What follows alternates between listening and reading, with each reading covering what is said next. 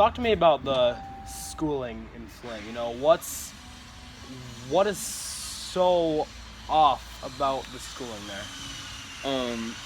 From my view, mind you, I haven't lived there in 8 years, but how I was when I was a teenager, I was just like everybody else. I was like, can we like does it have to, is this like a PG-13 kind of thing? Oh Like, no, you we can can say swear. whatever you want. Yeah. Okay, well, the hallways were sort of my home. Okay. I would get kicked out of class, roam the hallway, steal shit out of lockers. I mean, it's just the curriculum isn't up to par either. When I went from Clio schools in 6th grade to Flint 6th grade, I didn't start learning the same shit in 6th grade Clio until 9th grade in Flint. So I had 3 years of being bored, knowing everything they were trying to teach me, and I tried telling them I learned this 3 years ago, and they thought I was bullshitting. They wouldn't even let me take a test to get lifted up, because that would just have been too much. That's 3 years. That's pretty much a whole high school period. Yeah. Like, oh my God. And Claire, what grade were you in when they started you on like pre-algebra or whatever they call it? We were in 7th, I think. Yeah, they started that in, I want to say it was 9th grade. It might have been the second half of 8th grade, but I want to say it was the very beginning of freshman year. They started you on algebra. Wow. Yeah. That's nuts. And one thing about that is, algebra's hard. I am very, very good with basic math. If there's, like people, even if you can't trust me, you can trust my math and you can trust my spelling. You know what I'm saying? I'm very intelligent. That's, and I accredit all that to Clio schools as a little kid. I didn't learn anything other than how to be a criminal in high school. Just skipping school, stealing stuff. In the wintertime, we'd skip school, break into an abandoned house, and just chill there with a bunch of our buddies and some girls for the day. Get drunk, steal liquor from stores. Pretty much everything about the schools is it's just terrible. I remember one year there had to have been at least a foot of snow on the ground. I mean, we're talking, it was bad, but it was count day. You know what count day is, right? Yes. That's the day where they give the schools the money for everyone that came. Bro, like, they were just like, there's a foot and a half of snow on the ground. Buses are still running. Not a single school in Flint is closed. Not a single one. I'm serious. Okay. I remember I was like 14 years old. I was on probation, and the principal knew it, and she knew because she spoke with my PO because I was a little troublemaker. And she told me, she's like, you're getting suspended for 5 days. I've already talked to your PO last time. He told me, he gives you any trouble, call me. I'm taking him to juvie. You won't have to deal with him for a little while.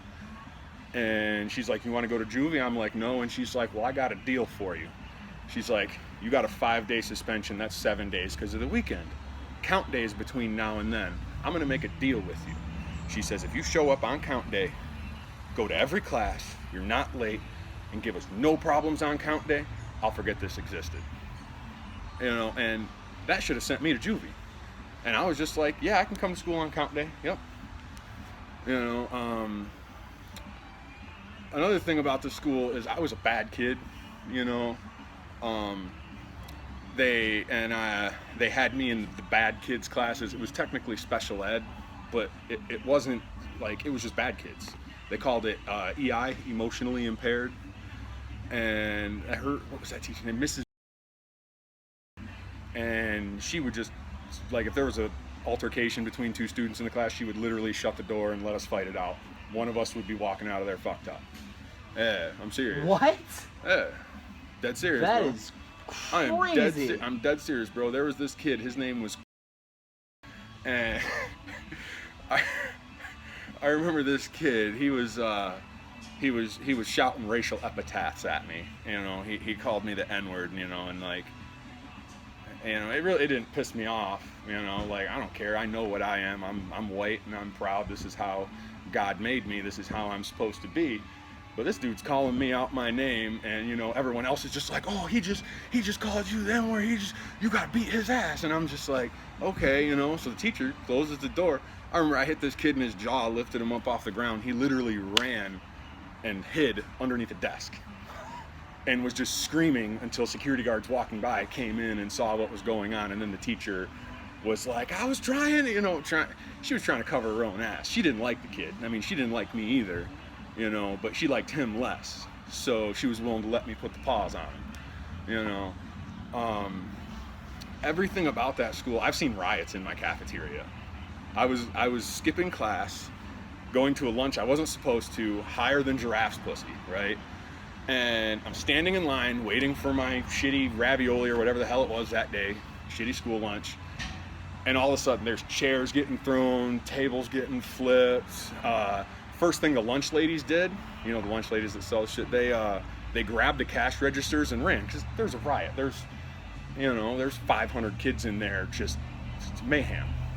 You know, first thing the kids are going for is money, you know. And I see this, and I remember security guard walked in and he closed the doors that led from the cafeteria to the line and vice versa, so that way kids couldn't get in there. And he was like, every one of you is right here.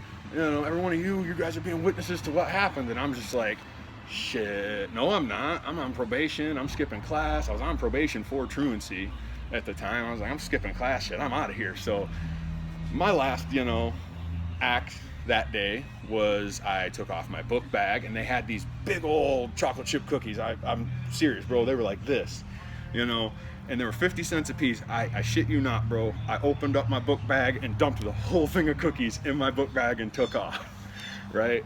And I also, like, a lot of them wouldn't fit, so I put them in my hoodie pocket. It was wintertime. And I'm walking out of there, right? And this security guard sees me walking out, big old, you know, hoodie pocket, front hoodie pocket, you know, full of something. And he's just like, what you got? You know, reaches in there. He's like, cookies? Really, Garrett? I was like, man, he's like, I know you didn't buy these. You just asked me for $1 earlier. Said you was broke. You know, I asked you, why didn't you ask your mom for $1? You said she was broke. I know you didn't buy them. I was like, my friend bought them for me. I shit you not, bro. He counted out every one of these cookies, and he was like, so you're telling me your friend bought these for you? I'm like, yeah. He's like, so your friend spent $5 on 10 cookies for you? I was like, yep. He's like, get the fuck out of my face and don't let me see you again for the rest of the day. You know, there was a principal and an assistant principal. Can't remember their names. I called them the Monopoly Man and Miss Jenkins. I remember her name. She was the woman. And there was a riot going on outside while, you know, everyone was going to their bus. Dude, the principal and the assistant principal, the Monopoly Man and Miss Jenkins, they're knocking kids out. Dead serious, bro. Like, and it's just, it's crazy. You know, it's like there's just, everything about that place in my eyes is just pretty much centered around money. And, you know, which, I mean, that's everywhere, but, you know, there, you know, it's a bit more, you know, for lack of a better term, savage. You know, I guess that's kind of how I grew up the way I did. And, you know, like, I was used to, you know, my mom was hooked on dope pretty bad back in the day. And, you know, my shoes were fucked up. They were talking, you know, you know what I'm talking about, right? And she bought my sister a pair of shoes and not me because, you know, I was in trouble all the time, and, you know, she thought it'd be a punishment or whatever. And all the kids at school were making fun of me because my shoes were talking. You know, you'd have thought that I'd have done something nice, you know, try to suck up to my mom a little bit to get her buy a pair of shoes. I was like, fuck that bitch. So you know what I did? I walked around and opened up every locker in the whole fucking school until I found one that didn't have a lock on it, that opened up, that had a pair of shoes in it that were my size. Stole them. I literally went in the bathroom, put the new shoes on, put my shoes in the trash, and walked home. You know, I mean, not the, you know, most sanitary thing, but I was like 14. Right. And, you know, and I didn't even think about it until later. You know, my buddy Jerry saw me, and he was like, would you steal those out of a locker or something? I was like, fuck yeah, I did. He's like, yeah, you don't walk by me. Don't walk by me. You're going to get your ass beat. He's like, because you know that someone, like, those were nice shoes. They were some gray, black, and white Adidas with the strap. And that was like, back then, that was like, if your shoes had a strap on them, you were fucking cool for some reason, you know? Yeah. And, you know, and like, you could clearly tell they were basketball shoes. They were brand new, you know, because like, I ain't just going to steal some crusty shoes. You know, if I'm going to steal something, it's going to be nice. You know, they didn't stink. They didn't have no scuffs, nothing. So someone was going to be missing these pair of shoes. And they're gonna let their buddies know, hey bro, you know them badass Adidas I had, the gray, black, and white ones with the strap? Yeah? Man, someone stole them out my locker. They're gonna be walking around looking at everyone's shoes. I went to school every day for months with those on. No one ever said anything to me. Not no one. There was this dude by the name of really good dude. He was a really good guy. He's dead now, rest his soul. I was walking through, this was the literal next day, my buddy Jerry, who I just aforementioned, you know, telling me about, you know, someone's gonna beat my ass. This dude, and mind you, this dude was just arms like this big around, and he was a kid himself. You know, he was a strong dude, and he walked up to me, he was like, how much you pay for those shoes? And I was like, I don't know, my mom bought them for me. And he was like, you know how much I paid for them? I'm like, and he was like, bro, I'm just fucking with you, man. And I was like, oh, you know, I know this dude would have beat my ass. There was no doubt about it in my mind. And that dude, I could go on for a little bit about him. You know, he was a really good dude, man. He was nice. I didn't even know the guy. I knew his name. That was it. And I remember one day, me and my buddy Jerry, you know, we were like outcasts who were, you know, little white kids. Like, they always messed with me because, you know, I didn't have the best of hygiene growing up, so, you know, and I had, you know, my clothes weren't nice. My mom was a dope fiend back then, you know, she was on it bad. And, you know, so they would make fun of me. And I'm not good with, like, witty, snappy comebacks. I'm a lot better now than I was then. I was a lot better with my fists back then, so I got into fights a lot. And I lost most of them, you know, but then again, most of the time it was more than one person trying to fuck me up. You know, so you had to learn how to fight. You had to know how to carry yourself. You had to... The best way I can describe it is it was literally like a training grounds for prison. You know, I have never been, and I've went to quite a few schools. I went to Clio schools, Flint schools, Mount Morris. I went to an adults alternative Middleton. I have never, ever, other than Flint schools, heard people trying to trade things off of their tray. The only other place I've ever seen that is prison. The only other place. Flint schools and prison. You know, you gotta worry about who you're associating with because, you know, let's say, you know, someone has a problem with me and you're walking with me and they're trying to make a move on you to beat your ass, you're getting your ass beat too because you're with me. Even if you don't know me at all and I'm just, for example, fucking giving you directions to the store, letting you use my phone, whatever it may be, you're getting your ass beat too because you're with me. You know, the Flint schools are very understaffed. How many people were in your high school classes, roughly, on estimate? My class had a rough, I'm talking like each classroom, not like the whole class. Each classroom had roughly 25 kids. Yeah, there was probably 35, 40 in each class. Wow. Yeah, they had one teacher and one teacher's aide. You know, those would be like the younger people that are just coming out of college and whatnot. They would have one of those in each room, you know, and I got along with pretty much all of my teachers.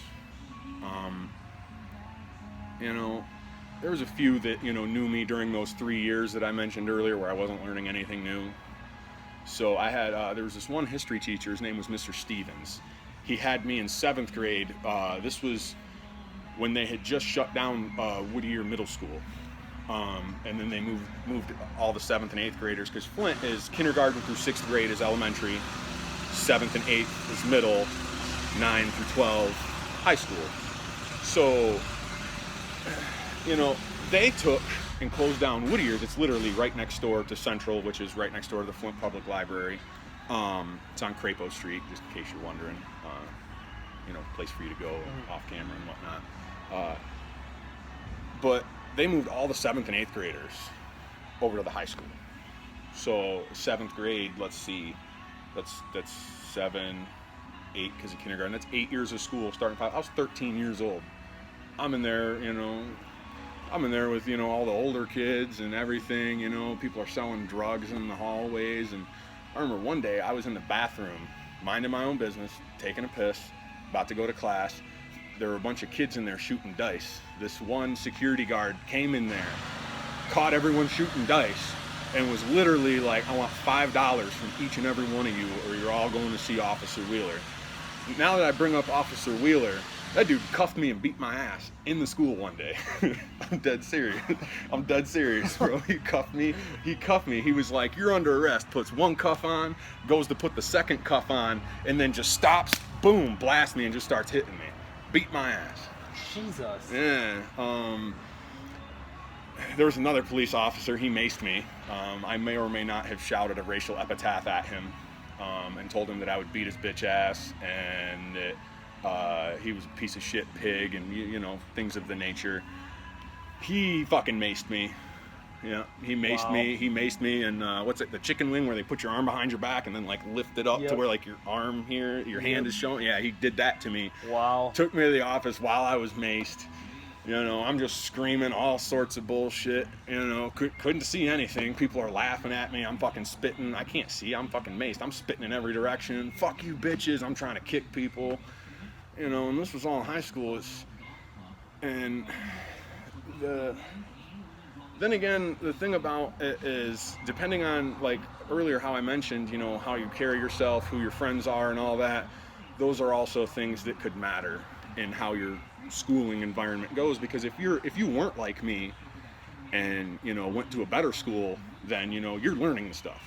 There is no 3-year period where you're learning nothing new. You might go somewhere else and then they're like, whoa, you're getting dropped down a couple of years. You don't know, But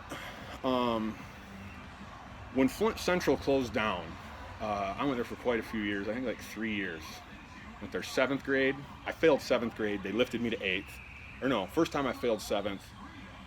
They kept me back. Then I failed it again. They lifted me to 8th. Failed 8th, lifted me to 9th. And, during this whole time, I had encountered a couple of teachers, like Mr. Stevens, who I mentioned earlier, who he fucking hated me. He hated me. I was in his 6th-hour class, last class of the day. Every time I was in there, I was causing trouble. And I remember he saw me. This was a couple of years since I had seen him because, I was, going around to all sorts of different schools. I went to pretty much every Flint school there is, for the most part, minus the elementaries because, I only went to the elementary for half a year. I've been kicked out of a few of those schools, and it's hard to get kicked out of a Flint school. It's hard. They've expelled me from a couple different schools, made me go to a different one. But back to Mr. Stevens, I remember he saw me, and he was just like, clearly I could tell he was just distraught at even seeing me. And I walked up to him, and I was like, hey, man, I actually kind of want to try to, learn something. So, if you can just, forget that I was a fucker and you hated me, I can forget that you were a fucker and I hated you, we can get along, and he was like, okay, but he was weary about it. And, that teacher was actually extremely cool. He would, help me out. I remember one day, I was skipping class and there was a security guard that was questioning me about where I was supposed to be at. And I told him, I was like, man, there's a teacher that had me running an errand for him, blah, blah, blah. And he was like, who was it? And I'm just standing there like, no thought in my mind. Mr. Stevens walks by and he's like, Garrett, did you take that to Miss Such and Such for me? And I was like, yeah, I got stopped by him. And he was like, what'd you do with the pass I gave you? I was like, man, I must have dropped it. And he was like, oh, okay. So, he would do stuff like that, And one day I was talking to him and he was my history teacher. And, we got on the subject of history and I was just like, man, I really don't want to learn about America and shit, founding fathers and whatnot. I want to learn about old shit, I don't want to learn a couple 100 years ago. I want to learn a couple 1,000 years ago. The farther back it goes, the more interesting it is to me. And he was like, if you would have had this attitude 2 years ago, you'd be in the 11th grade now instead of the 9th. And I was just like, damn. So I started applying myself in school, and I don't know what it is about me, but every time I apply myself and I, start something new, given a very little amount of time, I can master it. We worked at the bakery together. You saw that you showed me how to do something once or twice, I had it. So, it just gets to the point where what really needs to happen before any implementation of like an increase in the standards for their curriculum. I'm not sure if that's exactly how it should be worded, but before that can happen, there needs to be a change in the people. There needs to be a change, because, like, for example, remember how they had, what was that dude's name? Doug, that came in from the Dawn Donuts place, that guy, that training. Are people making them the way he said? Did they get those new? They did. They got the new Dockers? Yes, they did. Oh man, she actually raked out the money for those? Yes, she did. Wow, I'm actually shocked. But anyways, have you ever heard the dying tree? You ever heard of the dying tree? Right? There's a tree and it's dying, right?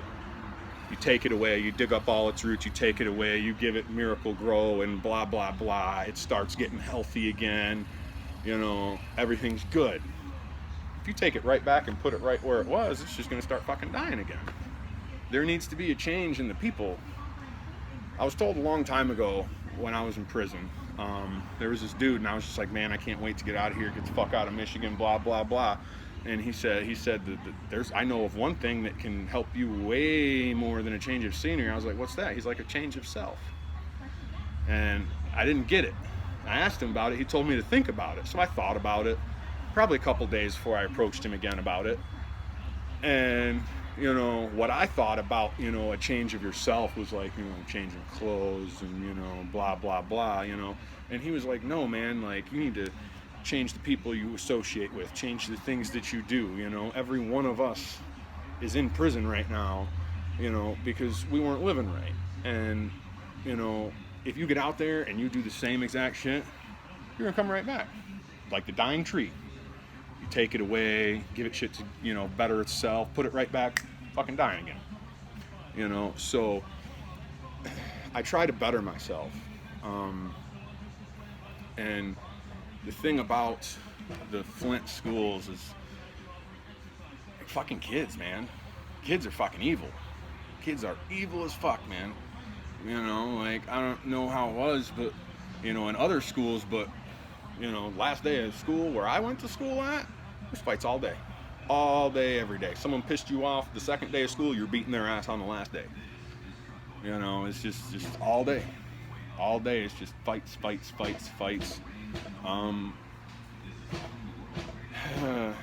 And Flint schools is bad. My mom used to ground me for skipping school, and really, when I say she would ground me, she would try. I couldn't be controlled. I was a fucking grown-ass kid as far as I'm concerned, or at least as far as I was concerned back then. Now looking back, I know damn well I was immature, and but my mom would be like, "You're grounded." I'm like, "No, I'm not. What are you gonna do? What are you gonna do? You gonna tie me down? I'm gonna fucking leave." And I remember one day she went up to the school physically to check on me, and she was there in between classes, and she saw how everything was. And I remember, and I was skipping at that point in time, which found out about. And I get home that day, and she was like, she apologized to me for being so harsh about me skipping school and not listening to me and how I was. It was terrible. Every time I went to school, I got jumped. I was just a fucking teenager, wanting to fit in, and I guess they didn't, no one want me. I was part of the outcasts, and it is what it is. I've lived a very colorful life, and it's led to where I am now. And I actually kind of like the person I am now. I still got my fucking anger problem, but it's nonetheless. So what's the next? I think that's really what I want to cover for the most part today is just kind of growing up in Flint, which we've had a really awesome discussion about that. Oh yeah. It's been great. Is there anything else you want to add, before we wrap it up, about like anything else growing up in Flint? How was it? Well, not how was it. That's not a very good phrase of words, but is there anything else you want to add? Thing about, I guess, one of the things I would really like to add is, pretty much there. You might be fine, might not. Remember a few years ago, well, this was quite a few years back actually, probably 6 or so. It was shortly after I moved out. There was a dude that had, older white guy that had bought a house on the north end of Flint for like a couple $1,000s, fully ready for him to move in. It needed work, but just a couple grand. He wasn't there 12 hours, and he got robbed at gunpoint. Went through all his shit, took it. And you could be fine, you might not. Depends on who your neighbors are and how scandalous they are. Depends on what side of town you live on. Another thing I would like to add about Flint is walking around on the wrong side of town with the wrong color shirt on can and will get your ass beat, maybe worse. I've always been a big fan of blue. Purple is my favorite of the primary colors. Blue is a shade of that. And I remember one day I had this fresh ass fucking, white or blue t-shirt, and I was walking to the store, and this dude, was coming out of the store. He hopped in his car, he's messing around on his little flip phone back then, and then he looks up and he rolls his window down. He says, "You a Crip?" And I was like, "No." He was like, "Then why the fuck you wearing a blue shirt?" I was like, "It's a shirt." And he was like, "Uh-huh." He was like, "You might want to rethink wearing that blue shirt around here." And this was on the east side, just a few blocks from where I lived. I walked around with that shirt on all the time. Gangs are another, they're bad. I've had quite a few friends that they started messing around with the wrong people and ended up in prison. Start messing around with a gang, think it's about loyalty and respect and all that. Really, it's all about drugs and money and control. That's it. Drugs, money, control, nothing else. And it's really messed up how it works, man. The juvie in Flint, fucking terrible. There's fights all the time.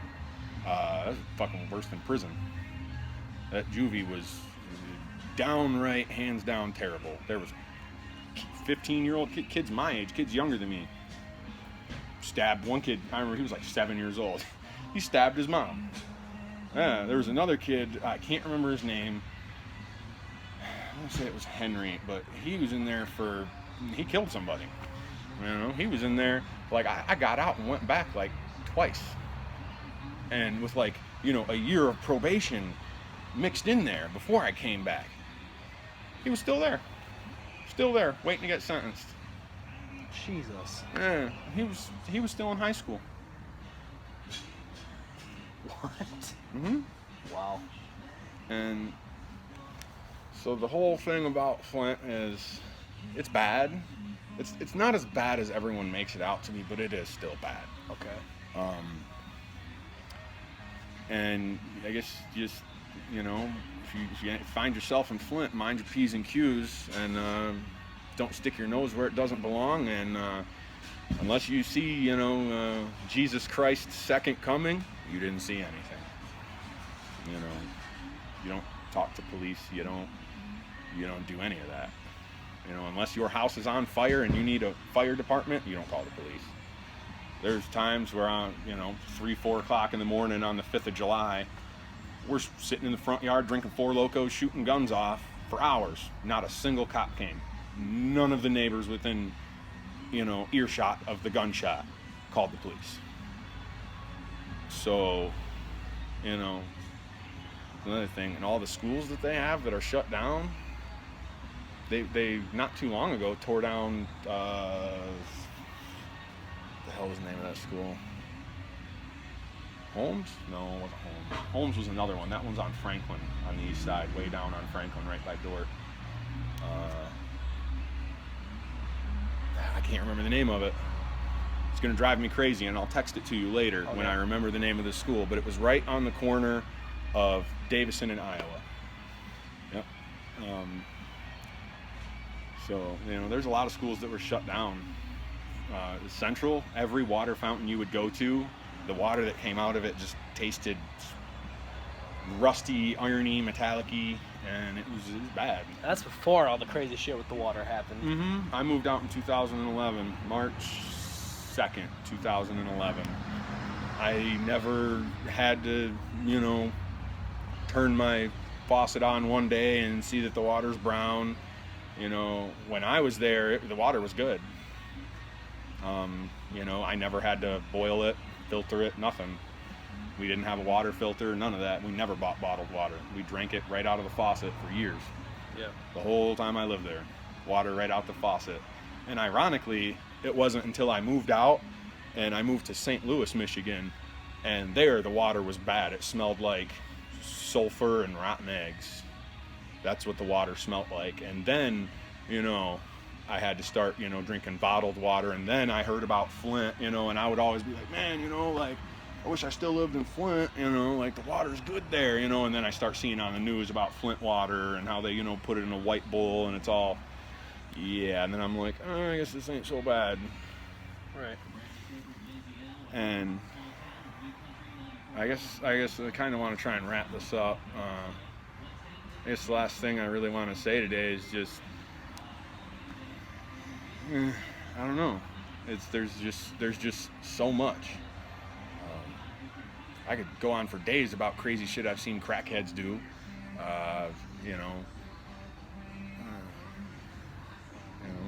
Fuck little stick 'em up kids. Yeah. And ironically, you remember seeing on the news a few years back about all the houses getting burnt down? Ironically, I didn't know it at the time, but I know the guy who was doing that. I remember I saw it on the news. I was like, fucking Mikey? Really? Mikey was doing that? And